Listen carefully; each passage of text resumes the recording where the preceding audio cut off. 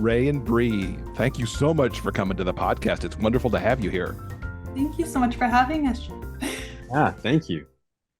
I'm so excited we get to talk about this amazing graphic novel called Northranger. But before we dig into this book, I'd love for you both to introduce yourselves. And Rey, I'll turn it over to you first. Okay, I'm Rey Terceiro, and I'm a Leo who loves long walks on the beach and playing Mario Kart with my friends. Oh, and I'm the author of a bunch of graphic novels, including the one we're here to talk about today, which is Northranger. Yee. Well, since we're talking about astrology, I'm a Cancer, emotional as ever. My name is Bre Indigo. I'm a sequential and character artist, and I currently live in Southern California with my wife and my cats and about 15 plants I have no business taking care of with my busy schedule. I'm the illustrator of Northranger, but also Meg, Jo, Beth, and Amy, which was also by Rey, The Dog Night by Jeremy Whitley, and my own webcomic, Jamie, which is published for free on Tapas and Webtoon. Fantastic. It's so awesome to have you both here. And you mentioned, Bre, this collaboration that you and Rey have done before on Meg, Jo, Beth, and Amy, which is, as it might sound, a Little Women adaptation. What brought you two together to collaborate, work on these adaptations? I was working as a book editor at the time at Little Brown for young readers, and I was tasked with coming up with IP, so like intellectual property. Well, the 150th anniversary of Little Women was coming up, and I loved that book as a kid, just because I grew up pretty poor, and it was nice to see poverty reflected in a book. So I thought we need to turn this into a graphic novel, but a straight adaptation wasn't calling to me, and I mean straight in both senses of the word. So I wanted to change it up and put my own spin on it, so I reimagined it as a modern story and a modern queer story. Another piece of the puzzle was that we were working with a digital webcomic platform called Tapas, and Bre was already on there creating her own web series, Jamie, as she mentioned a second ago. And when I saw her art, I absolutely fell in love and thought she'd be perfect for Meg, Jo, Beth, and Amy. That makes me so blushy. Thank you. So, I mean, I have nice things to say about you too, because honestly, this was Meg, Jo, Beth, and Amy was like my first job in the publishing industry, like not just webcomics, but like taking that step to the next level. And Rey was just so knowledgeable and kind and warm, and I just felt so at ease, even though it was such an intimidating first job for me. But yes, like he said, I was working on Tapas for free. Like I was just like, you know how YouTubers post their videos, it's similar, but just with comics. And I think it was Michael's son who was working for the company who came to me and just introduced me to the idea.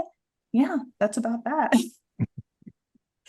And you liked working together so well, you've come back to do it again for Northranger. Yeah, it was really nice working with him.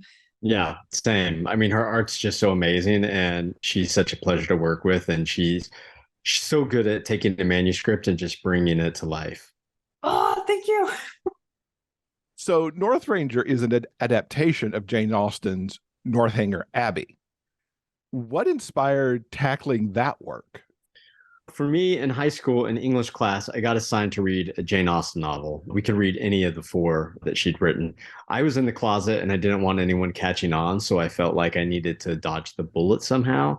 Well, when it came to the least popular Austen novel, I did some digging and found out it was a parody of Gothic horror. And just like Bram Stoker's Dracula and Mary Shelley's Frankenstein, which were two of my favorite books at the time, so I started reading, and sure enough, it was right up my alley. And it wasn't Pride and Prejudice. It wasn't Sense and Sensibility. It wasn't Emma. So I didn't feel like I would be caught reading a quote unquote gay book, or anyone finding out that I was a fairy, which was I was so scared of being called. And even though I mean, I was clearly gay. But as an adult author, I wanted to reimagine old classics with the modern and queer twist, like I did with Meg, Jo, Beth, and Amy. So to give me and young readers the gay classics none of us had growing up. Plus, graphic novels rule. And I guess last but not least, I wanted to write something special. With Meg, Jo, Beth, and Amy, it was very much a love letter to New York City and Louisa May Alcott. And so for Northranger, it was very much my love letter to Texas and Jane Austen. It's interesting that you picked this because right before I heard that this was coming out, I had watched Northanger Abbey for the very first time. Like it wasn't even on my radar as a Jane Austen book, even though I've seen all the adaptations of the other three. It's, what is Right. this thing? But then I was like totally fascinated with it because it's totally different, in my view, from anything else of Yeah. that are in those books. So I love the fact that you picked it and how you picked it to hide behind because it was so radically different. Yeah, and I'm embarrassed to say I haven't actually seen the where did you watch it? Because I know it's on the streaming service somewhere. I just don't know where it is. My husband bought the Blu-ray because he wanted to Oh. see it, and I don't think it was on a streaming service that we have. And so that came in the house, and I'm like, "What is this? This is Jane Austen? We have to watch this because I'm Yeah. curious." That whole horror tilt on it, but still having some of the romantic ties that the other books have was utterly fascinating to me. And like, how have I missed this all this time? Yeah, I haven't read. I think I read Sense and Sensibility, or maybe it was Pride and Prejudice in college, but I didn't really discover my love of Jane Austen until later in life when I was out and proud. And watching those movies was just I love a period piece. So I haven't watched Northanger Abbey, but I need to go back and watch it because it sounds awesome. Yeah, it's totally worth it. I will take both your word for it because I still need to read slash watch. I went into it completely like blind because I didn't want to be like compare it. You know what I mean? Yeah. What was it about Northranger as it was being adapted that intrigued you from an illustration standpoint? Oh, well, it was like so unlike any of my other work that I'm currently making. And while that was intimidating at first, after reading the script, I felt like my style could really complement the juxtapositions and the plot and characters like pretty well. I hope that's the case. It is. Yay. Yeah, it's just like Ray said, right after Meg, Jo, Beth, and Amy, I was just like in such a New York headspace. And then the other books I'm working on are also all really claustrophobic. I don't know another word off the top of my head. And so getting to work on this was just like, it was really nice. It was just really nice to just take a step into the country life and romanticize it through the art if I could. And I hope I did it some justice because I've never had a chance to visit Texas, but I lived in the South in North Carolina for a minute. And so I just kind of channeled all those memories and tried my best. It counts. North Carolina counts. Yeah, I think so. How do you approach an adaptation when you're taking an author who everybody knows, whether it's Jane Austen or in the case of Little Women, and then take something also that people know so well from films? I mean, there's been so many Little Women adaptations, and I don't think there's been as many Northanger Abbey adaptations as there have been the other Austen work. But I mean, people are fairly familiar. How do you decide what to do and how to break it apart from a storytelling standpoint? Yeah, I was gonna say, do people know Northanger Abbey well? Because that makes me LOL. Like I don't think a lot of people have heard of it. It feels like one of those books that people should know, but they haven't heard of. As for movies, like I said, I'm ashamed to say I haven't seen it. But obviously Meg, Jo, Beth, and Amy, everyone knows what that is. Little Women is been remade so many times as movies and TV shows and et cetera, et cetera. As for approaching the adaptation, I think the best way is just to let the source material act as an inspiration. I don't go back and take copious notes or reread it 1,000 times. I let it be super, super, super loosely based off of rather than a straight adaptation. That's also why I said it in modern times and put my own queer twist on things. I want it to be different, classic for modern times, which I know is probably sounds arrogant, but it was just something that I felt like growing up, I didn't have a lot of queer literature or any queer literature for that matter. And now there's more and more of it every day, which is just it's just really awesome. But I think having it in graphic novel format will definitely reach a big audience. And how did the collaboration kind of work between the two of you, between the words that would end up on the page, because you could only fit so much in any particular dialogue bubble, for example, and keeping in mind how many ever pages you want to have in the book, and the drawings that would go with that. And in some cases, the drawings that would stand alone without necessarily any words inside those panels. Essentially, when I start writing, it's It's like a movie script. I'm taking all my ideas, putting them down on paper. I also put the words down, and I try to be as quick as possible with my words because I want Bre's art to really breathe. So I try to put in a lot of moments just to let her do what she does because it's magical. So what I put down is basically the skeleton, and that's for her benefit so that she can kind of come in and flesh it out. And yeah, she just does such a good job of nailing it every time. I'm so happy. Essentially, I mean, one of the biggest help that like Ray does is includes like copious amounts of references in the scripts.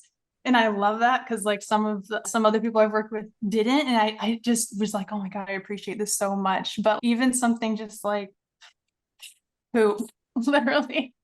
It was so funny. I'm reading a script and Ray is just, yeah, so in case you don't know what horse poop looks like, here you go. And I'm just like, thank you. I love that.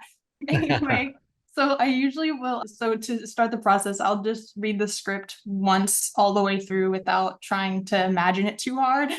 And then when I'm going through the second time, it's to like think, how am I going to tackle this? And the only way I can really describe it is I'm literally imagining like a movie set on my head. Like I'm imagining where the camera is going to be, the lighting, the character's body language and facial expressions, because they're all very important. And then you have to decide what you're not going to include because it's all important, but what's most important. And so with the first steps, I'll usually like paste because he'll say like how many panels he's envisioning on a page. And that helps me from the beginning because then I can just go and like do some generic layouts so I can place things first. And then I kind of feel like I'm like molding it like clay as I go because, oh, well, this panel needs to be a little bit bigger, and then placeholder bubbles with the text in it. So then I know where the art can really shine and where it kind of needs to leave space. I try to have that in mind as early as possible because you don't want to get to the end and then have to squeeze a bubble somewhere or move it around. You want to make sure that the bubbles are reading in order. But yeah, that's essentially the biggest aspect of like translating from script to paper. I was just going to say it's a game of telepathy. Like I'm very much trying to convey something to her so that she can convey something to the reader. Yeah. It's a game of telephone. And yeah, I think the best partnerships, it's a seamless process. And I don't think it's always seamless, but yeah, I try to make it as easy as possible. And Bre just knocks it out of the park. Well, it really helps that you do include references, even if you might think that they're silly at times, because what you don't put in writing, I need to see visually, and then I need to merge them into a Frankenstein. What am I going to make out of these two like sources? You know what I mean? And also because a lot of the real places that you included, I really wanted to make sure I paid respect and captured like their essence. You know what I mean? Like the Paramount Theater. I really wish that I could have even done better, but I'm still happy with what I produced. Ah, you did great. Thanks. Are there aspects of the work that you start while the script is in progress? And I'm thinking here like creating the look for the characters. Do you start to build that while the script is in progress? Yeah, if I remember correctly, Ray had delivered the description of the characters a bit ahead of the script or around the same time. I can't remember for sure. But yeah, essentially, like it was just like a basic bio, like boy, age, hair color, just the basics. And even then, it's just like really, really like it gives me a lot of room to play around with it. I can't remember correctly. Maybe you can remind me, Ray. But like when it came to Cade's design, did we have to go back and forth on it often, or were you like, did you like it like the first time? I can't remember. I liked it the first time, and then I think you gave him a ponytail at one point, and I was like, don't put him in a ponytail for the whole book. Right. Yeah, because I was trying to base the character a little bit on me, and even though I had longish hair, I never did a ponytail. Not that there's anything wrong with that. No. It just felt, but yeah, I think we had an excellent compromise. When he was working, you put him in a ponytail, and Yeah, because I try to think about that. I try to like, okay, well, if I'm out in the sun, I'm not gonna have my long black hair on my neck. That would be really sweaty. So I like pull it up, not like a really nice ponytail, but just get it out of my face. You know what I mean? And I tried to have like little strings of pieces still left out, to show that Cade's not all like detail oriented. yeah. So very cute. How did you approach the look for the story? Because I mean, even this kind of brown, kind of reminds me of a sepia tone, Mhm. sort of, that you've got going here, but it also makes me think of dusty Texas ranch. Yeah. As I look at it, how did you approach the overall look of the finished product? So when it comes to the colors that were decided on, those were decided before me, right? Like before, I think it was decided by the publisher itself. I can't really remember, but I think we decided on that color because you could perceive that color like in a creepy way and also like a warm way. It's like a really nice color. And then when it comes to the texture of the art, it's a lot grittier than my other work, which is usually more polished and friendly. So I was really trying to make sure that how do I want to put it? It's like I wanted it to be warm. I wanted the art style to be warm, like my art, but not so warm that like serious moments like just kind of for some people don't have the same like weight. And then I also didn't want it to be such a gritty art style that like when there are soft moments that like they're just kind of distracted by like, man, those guys are covered in dirt. I don't know. I don't want it to be too distracting or not tender enough. So straddling that was really tough. Then there's also just the paying attention to contrast. I hadn't really done anything this large of a project in black and white, essentially, where you just have the two values to really play with. So I watched I watched a Creature from the Black Lagoon, and my friend who is like a movie buff watched a few movies I'd never even heard of. I can't even remember the names anymore, but we just watched them and I paid extra attention to like how the directors are like building anticipation, how the characters like internal perception of their own environment changes how it's being shown to the audience and stuff like that. So I tried to play with that in moments, for example, when everyone arrives at Northranger, the home, like they're going through the hallway, and I wanted it to feel like kind of creepy. And so I did a fish island, stuff like that, just playing around with it. I did do a couple of tropey things, like, because I think that like when he's into like old movies, that's when the tropes kind of came to be. So of course we can use them. So just the tall looking up at the big house and like the bats flying over the moon and it's all creepy. And I'm just like, yeah, give me that Scooby-Doo. Yeah. That's exactly what I thought of in that moment too, was Scooby-Doo. Yeah. I think also there's so many good YA books out there, like This One Summer by Mariko Tamaki and Yeah. Kevin Panetta's Bloom. And those are one color books. And I think there's something about it that just makes it feel a little more mature. Because if we went full color, like it just feels a little bit younger. So by going with the sepia tone, which again, I think it's the perfect mix between like romance and gritty. Like Mm-hmm. you said, it's very much like Texas Dusty. So I think it works out really well. Yeah, especially because like with those two, for example, they don't like the color that they ended up using is just such a light and airy, like Bloom is like a really light and airy green blue color. And even they play with the same values of like dark to light. It's just the whole book just feels so light. And like literally we did the same thing with the red and it just brings down the mood, you know what I mean? It's just such a wonderful use of color for mood. And like you said, like when you do full color, it's like the intention is completely different. And while you said mature, I also just say like more flexible. Like people might think that like black and white or monotone is really like restricting, but it's so flexible. From the story standpoint, you're balancing a romance, Mm-hmm. which was really sweet, with all the miscommunication that's happening and creating this kind of horror thriller vibe. What was your thoughts and how you put those together to, because I felt like it hit a lot of the traditional romance beats. There's the dark moment because poor Cade really misread the situation. But then you've got this kind of suspense thriller vibe going on too, is just trying to piece together what's happening to this family at the ranch. How did you decide to balance all that to pull the story together? Ooh, that's a good question. It was hard to balance because I wanted the reader to run the whole gamut of emotion. I wanted them to feel I wanted them to laugh a little bit. I wanted them to be scared a little bit. I wanted them to feel the romance. And of course, like you said, the thriller aspect. It was kind of a hard way to balance the tone. Yeah. I mean, honestly, I just went with my gut instinct. I knew the tone would be a bit of a roller coaster.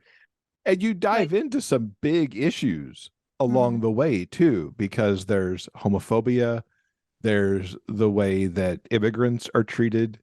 There's some pretty serious mental health things that are going on here as well. You took on a lot in this book. Did you feel like that at times it was too much and you had to pull back, or did you really just kind of go for it? I went for it. I put that trigger warning in there because I thought of it as with movie trailers, you kind of get a feel for the movie. And so just from reading the summary, it wasn't necessarily enough. So you get mhm, glimpses at the ride you're in for, but without giving too much away. And the trigger warning keeps the readers from being too surprised. Initially, I didn't want the trigger warning, but my editor really pressed me for it. And more these days, I think we need to take care of our readers' sensitivity so that they aren't mhm. upset when they're done with the book. In every book, you never know how someone's going to react to it. I still watch movies sometimes and I leave feeling crummy, and that's a horrible feeling. So hopefully people are prepared to read our book. Hopefully it's not too triggering.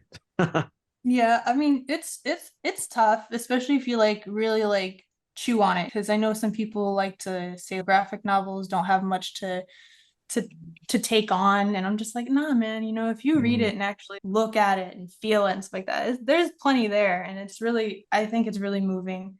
I like that. I just love juxtaposition in general with stories and art of all types. So this was definitely up my alley.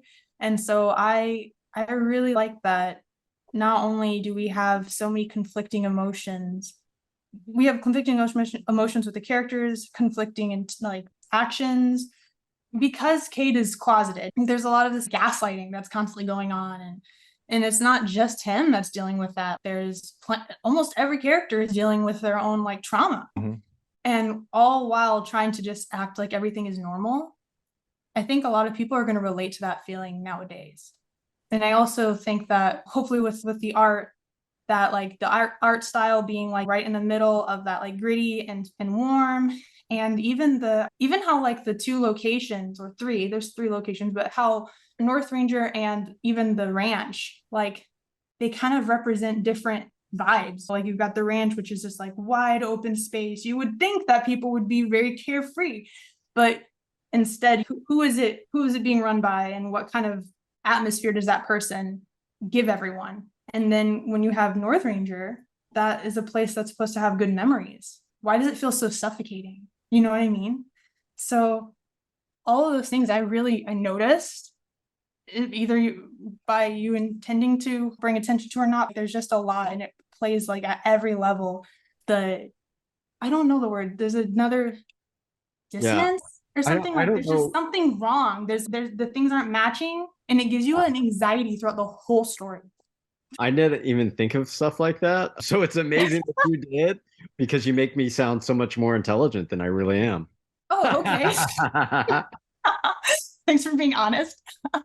But I think that there's a lot there. I'm just saying. I think there's a lot there. I think if I was growing up with this, because I was one of those kids that got really obsessed with things that inspired me, right? If I read it, I'm just like, shoot, man, my art style is going after this. My storytelling is going after this. I'm obsessed with cowboys now suddenly. It just there's a lot to like, I think. And so anyway, I'm totally off topic now. No, you're not at all. No. And I will say I appreciated the trigger warning just Yeah. because I very much these days like to kind of know what I'm getting into, and that there are days I Yeah. can't take too heavy. And this, even though I knew what it was adapted by, the way that the story approached some topics, it was good to be braced for what I was going in for. Mm-hmm. And I think readers will appreciate that. It's good for that kind of guidance. I think in a format too, where as one of you said, sometimes it's thought those graphic novels don't carry the heavy weight, but they really can put out some very important topics to the readers. Yeah. Right. Because Um, even if it's not touched on word for word in a really like exhaustive way, it's going to spring something up in a person's mind, and who knows where that's going to go. But like the trigger warning, I'm glad that we included it because it's pretty normalized on the internet. I used to spend a lot of time on Tumblr, spend a lot of time on Tapas and Webtoons, and the online community has already kind of embraced trigger warnings for storytelling, because it's not, like you said, you don't have to give a spoiler, and it just gives people an idea of, oh, I don't want to get in on this. I'm too tender today. Yeah. And I think that's smart. The reason I didn't want the trigger warning at first was basically because I didn't want to give away anything in the book. But I think of horror movies. I watch a lot of horror movies, and some of them are great. Like It Follows, which is like a metaphor for STDs, which I just think is a fantastic movie. But then there's other movies like, well, I don't want to call them out because I don't want it to sound like I'm bad mouthing them, but that they're metaphors for much deeper stuff like child abuse or suicide. And those are really, I go in with horror movies expecting a fun time. And I say fun time because I like to be scared.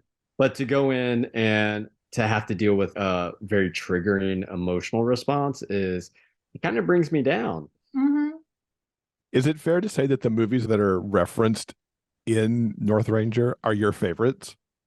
Oh yeah, absolutely. I mean, I love debating horror movies with my friends, and one of those things is like considering Alien a horror movie because everyone, no, that's a sci-fi movie. I was like, no, no, no, no, no. No. It is definitely a scary movie. So yeah, going through and just like writing those scenes were some of my favorites. And speaking of favorite scenes, I'm curious for both of you what a favorite, either a scene from a writing perspective or an illustrating perspective or both, kind of are for each of you. And since Bree's making that face, I'm presented to you first, Ray. It's hard. It's so hard. There's so many good ones. I don't know if I can say that, but I don't want to sound arrogant. But Bre did such an amazing job bringing my words to life that there are really so many good parts. I do think one of my favorites from like her original sketches, I was just like blown away by this one part, is where the gang goes fishing and we see how different Kate and Henry are in approaching that.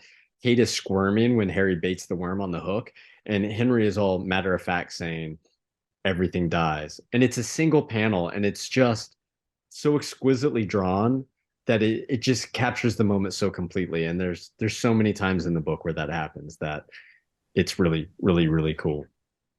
Thank you. I was literally going to compliment the same scene because I like. Oh, like, yes. Yeah. So it's not only the lake, but also just the aftermath. I love that this is the turning point. This is where everything is. Oh, it's just a good shift in tone. By the end of everything, my heart is racing, and there's so much emotions, but it's not overdone. And then it's bam. You know what I mean? So does that make any sense? Yeah. Really I also like all the ranch scenes. I mean, you did such a good job. I mean, drawing horses is not easy. I feel like horses is one of the hardest things to draw. I mean, I can't draw. I can draw Cars. sticks. Cars. Oh, cars. So the trucks were hard for you then. Oh my God. Because they're real things. I mean, I know horses are real things. Okay, let me be. Horses are obviously real, but they're so organic. Like you get it good enough, and it's just like, yeah, it's stylized. But like stylizing a car while making it like still like something you can recognize and that doesn't look like wonky. It's like if you draw a car wrong, it's very obvious. It's so obvious. And if I ended up going in there with like cartoon cars, it would really, if I didn't get the cars right, it would, I think, completely break the tone. If the cars are like super goofy looking, then it's not scary. Look at those silly little cars. I have to say that there's a favorite piece of art that I've got, and it's towards the end when Kate has gone to find Henry and we find him at the place where Henry goes to think. Yeah. Just that as he's kind of sitting down next to him, and I think if I remember right, it's like totally like from a distance back, we're seeing them sitting together with, essentially sunset in front of them. And I'm just like, huh. Yeah. It's like, I totally want that as a poster. Just to be like, oh, because it's just nice. Yeah. And you kind of know you're headed towards like the end there, and the ending you want the romance book to have. Yeah. It feels like a breath of air. You're just like, yeah. gosh. It's like, this is actually going to be okay now. Yeah. There's a lot of nature in there, which I think is important because Texas, especially rural Texas, has a lot of I mean, it's beautiful. Like I know Texas has a lot of issues right now, but it's a beautiful state, at least in terms of nature. Yeah, it's like the land is always separate from the people sometimes. But there are good and troublesome people everywhere. I feel like Texas is gorgeous. I really was happy to get to take some time and appreciate it while working on this. And Ray, you mentioned you're native Texan. I am. I know you don't live there right now, but do you have a sense on how things are on the ground for queer people in Texas with all this anti-queer stuff happening in the legislature right now? I was born and raised there, but I moved to New York City in 2004 and spent 15 years there. And now I live in Los Angeles. But I go as much as I can to visit my brother, sister-in-law, my nephew. And it's one of those things where it's even when I go with my husband, like I don't want to hold his hand. That's just so deeply ingrained in me that the idea of holding hands in Texas is just, in my head, a bad idea. It's terrifying. It is. As far as all the anti-gay stuff happening, it's not just in Texas, but in Florida and elsewhere. I don't know what to do other than encourage people to vote democratically. I would encourage people to donate to charities like the Human Rights Campaign. And of course, get online and see what else you can do. Maybe connect with someone in one of those states and become a social media pen pal so they know they aren't alone and that others are rooting for them. I think anything that anyone can do just to reach out and let young Texans know that it's okay. And I mean, protests do that. Anything that can just put it out there visually, something that they can see to let them know that it gets better. I think it's really important that, I mean, just everybody, but especially people who are feeling so targeted right now, like for no reason, just to practice like self-care and self-love. I know that that sounds corny, but I'm only speaking from experience. That stuff goes miles. You deserve to be loved. You deserve to have a respectful environment, to be respected, and to be amongst people that care about you. You deserve that. So demand it from the people that are around you when you can. You know what I mean? We have to advocate for each other and we have to advocate for ourselves because, I mean, as you see, like there are going to be hateful people that try to stifle you at every turn. So well said. Yeah. What do you hope people take away from Northranger as they read it? First, I hope that the book gets banned. Yes. just kidding, but also kind of, because I think that the books that are getting banned are really important books. And I think that when a book gets banned, it gets the attention of more readers, more librarians, more teachers. And hopefully those are the gatekeepers that are getting these books. And not hopefully, I feel like every time I go to a library convention, like these librarians are so amazing at wanting to put these books into the hands of the youth that need it. So I do hope readers take away a sense of hope. Kate and Henry, our characters, grow up in rural Texas, which isn't exactly the friendliest place for queer youth. So I try to address the struggles that are very real when growing up gay in most rural places in America. It's just not as accepted as it is in the cities. So I wanted youth to know that it gets better, especially once you're older and you're more confident in your own skin. I don't know if there's a lot of books that are written about rural America, and I don't know that this book will reach rural America, but I hope it does. Yeah, I hope so too. Because it's like you don't even need to be gay to empathize with the character. I mean, I wish people would just comprehend that on its own, but there's so many other characters that are also dealing with issues in this. And when I was reading it, I just felt like, gosh, if everyone just was nice to themselves, then no one would have any problems in this dang book. You know what I mean? It's just there's a deep level of human love and respect that I think we need to learn and finally just accept as a part of our, I don't know, just the way we want to move forward. So I hope that encourages people. Yeah. I'm hoping with this next generation things get better just because RuPaul's Drag Race is apparently very well beloved by young girls, which I think is amazing. Like I went to RuPaul's Drag Race Drag Con when I lived in New York, and it was oh my gosh, it was so many young girls. And I was just like, maybe this will help turn the tide. I mean, hopefully they weren't all city girls. Hopefully some of them come from rural America, and are watching the show. Just because I think that drag queens show that gay people we're people too. And we're not just someone to hate. We all have these issues that are often deep seated and we come from really rough lives. And it's not easy. And that, like you said, we're all deserving of love. And kind of a tangent almost to this question, and certainly connected to it, is this episode is airing in Pride Month. What does Pride mean to you in 2023 on a personal level? I mean, pride means love through and through, no matter who you are or who you love or who loves you in return. Love is a consensual union between two people, and no one should have a say in that except those two people.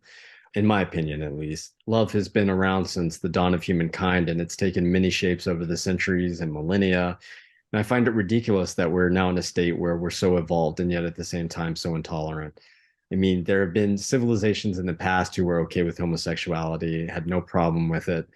And then there have been some that had lots of problems with it. But, you would think in a society where we can build something as complicated as AI, that we'd be okay with something as simple as queer love.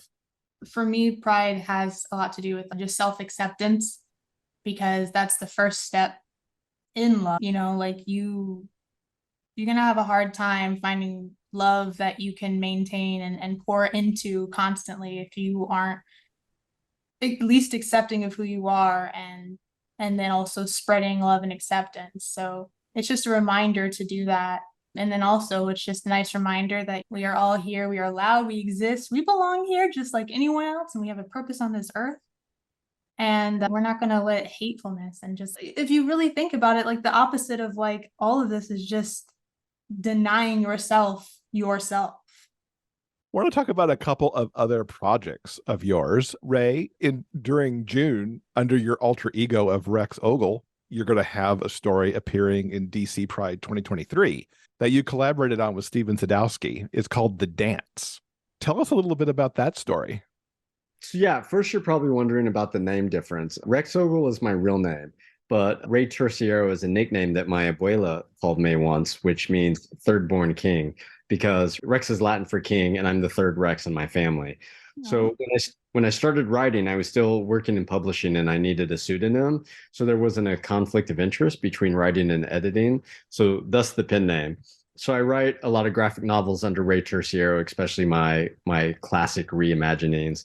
And then I write comics and other books under Rex Ogle. As for the DC Pride story, an old friend of mine, Michael McAllister, who is an editor at DC, reached out and asked if I wanted to do it. And of course I said yes, because I grew up reading Batman and I loved X-Men.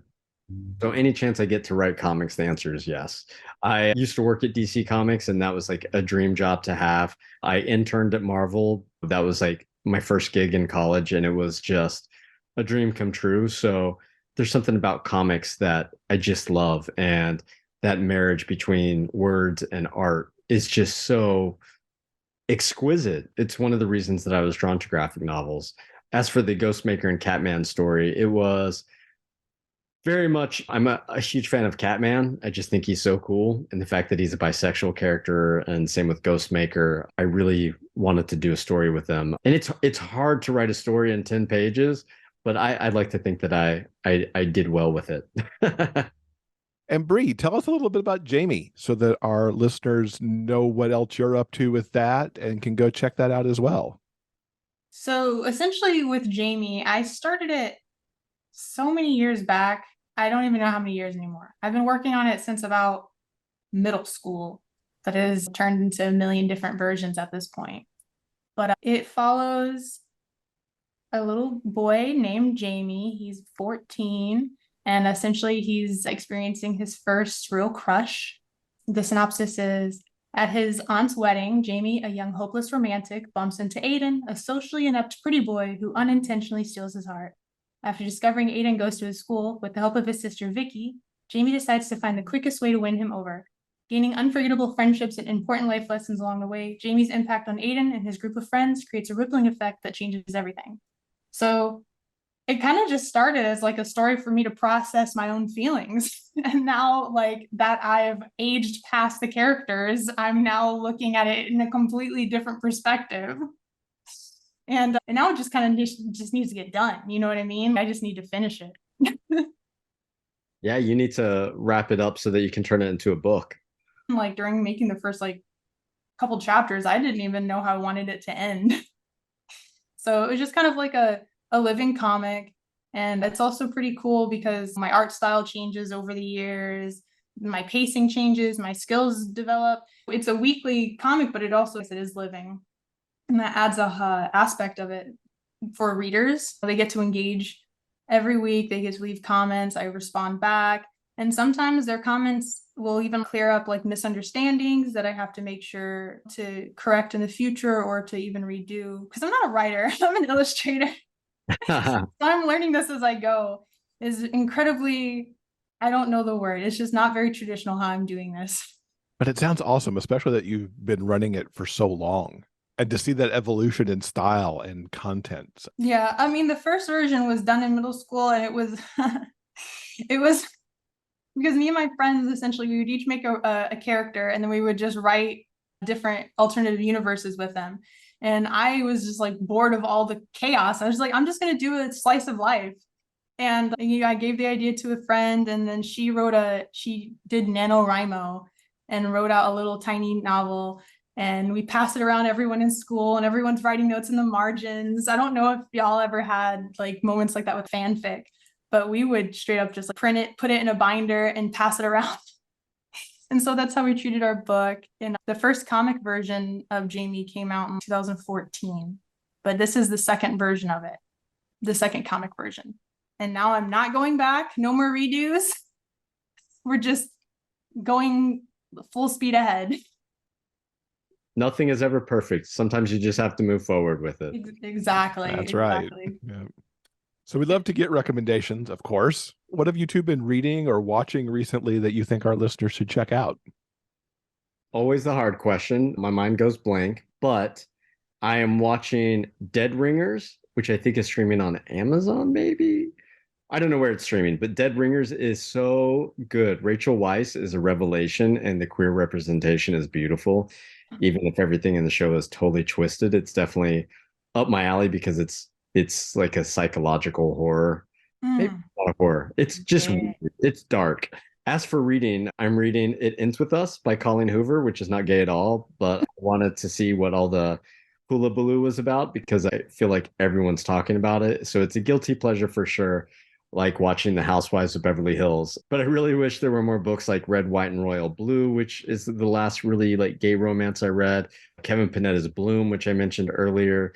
And I'm dying to read They Both Die at the End, which has been on my to-do list forever. But I think before I do that, I'm going to go back and reread Madeline Miller's Song of Achilles, which is not only a super gay, yeah, but I've a been meaning to pick that up beautiful too. story. Those are all awesome suggestions. Yeah, so many good ones. Bre, how about you? So I have three, and they all kind of, I guess I was still thinking about this, like the juxtaposition with Northranger, so it kind of kept me on that plane. So one of my favorite webcomics is Space Boy by Stephen McCrane. All these are going to be, two of them are going to be webcomics, and one is an anime. So Space Boy by Stephen McCrane, the synopsis for that is a girl who belongs in a different time and a boy possessed by an emptiness as deep as space. A story about an alien artifact, a mysterious murder, and the love that crosses light years. I picked this up because the art style was adorable. I stayed because it broke my heart. And I love that. I love having my feelings hurt. So it is completely free to read on Webtoon, and I would definitely recommend it. It is the second most painful recommendation. The first most painful recommendation is Kaiba, and that's the anime. And that one is by Masaki Yuasa. Essentially, that synopsis is in a futuristic dystopian world where memories are literally stored, bought, and sold, and the rich have all the privileges, a young amnesiac is trying to find out who he is. So that plot might sound similar to a Netflix show. What was it called? Altered Carbon, I think, that came out. And that made me so mad because that is the exact same story as Kaiba, but it's live acted. Anyway, check out Kaiba because the art style, again, is beautifully adorable. And then the story will rip your heart out. And then last is a webcomic called This Is Not Fiction by Nicole Menino. I've been following this one for about 10 years, just about as long as I've been working on Jamie, because it was the comic that finally pushed me over the threshold to make Jamie. And that one is also a slice of life. And as the creator has developed with it, like it started to settle into what it wanted to be in its identity. And it is also something that will take you on a few like roller coasters, but it's a really fun time. It's really genuine and sweet. It is about a boy named Julian who gets obsessed with wanting to meet his favorite author. And it's coming to an end like next month. So we all get to see how that turns out. Excellent. Good recommendations. What can each of you tease us about what we should be looking out from you coming next? So I took a few years off of work to just write. So I have quite a few irons in the fire. Under Rey Terceiro, I wrote Swan Lake Quest for the Kingdoms, which came out last year. It's middle grade. It's very queer coded, not overtly queer. And so that was really fun. But the next queer young adult graphic novel I have coming out is Dan of Green Gables, which you can probably guess which classic it's based off of. It's a love letter to Tennessee, where my father's family is, as well as Ellen Montgomery, who wrote the original. Like Northranger, it's a modern day retelling with a super queer twist. The title will probably change because I hear that Montgomery's family is very litigious. So the title will probably be changing. But aside from that, under my own name, Rex Ogle, I had a book come out in May called Four Eyes about me getting glasses in sixth grade. It's also a graphic novel. It's the first in a trilogy. The second one's called Pizza Face, which is about me going through puberty. And then the third installment is called Weirdo, which is about me coming out. Oh, I love like you have so many books come out in such a short amount of time. I was just like, shoot, look at him go. Yeah, I'm exhausted. Yeah, I bet. Alongside Northranger, for me, I have another graphic novel titled The Dog Night that's coming out, written by Jeremy Whitley. It should be out May 15th, so it's coming out soon. And that is the first of 3 books as well. It is about a non-binary kid who gets chosen by a league of super dogs to protect the world, essentially. And it was incredibly wholesome and wonderful to work on. It was really healing for my inner child as well. Yeah, I think that's really all I have going on right now because, like I said, it's 3 books. So I'm now working on book 2. Rey and Bre, I can't thank you enough for coming here, talking to us about Northranger. I wish you all the success with it. And I guess, I suppose, maybe we hope that it gets banned too somewhere, just to throw more some attention onto it. Happy Pride Month to you both. And yeah, thank you for bringing us so much good stuff. Yeah, thanks for having us.